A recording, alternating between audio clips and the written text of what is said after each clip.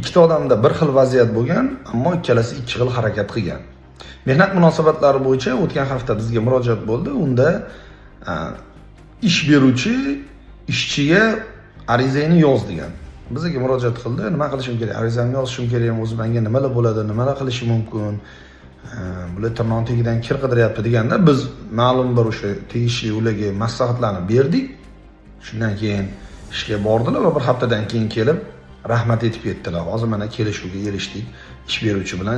Unchalik huquqlarim cheklanmagan ekan, men sal noto'g'ri tushunchada bo'lgan ekanman, rahmat sizlarga deb ketdilar.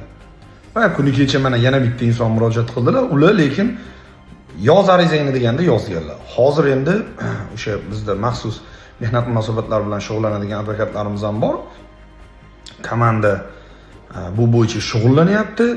Endi ular ishdan bo'shaganlar. Albatta ularni xudo xohlasa ishga tiklash jarayonlari amalga oshiriladi, ya'ni o'sha sudga beriladi. Sudni agar hal qilib qarori xudo xohlasa chiqadigan bo'lsa, ishga tiklanadi inshaalloh. Lekin bu yerda vaziyat og'ir bo'ladi.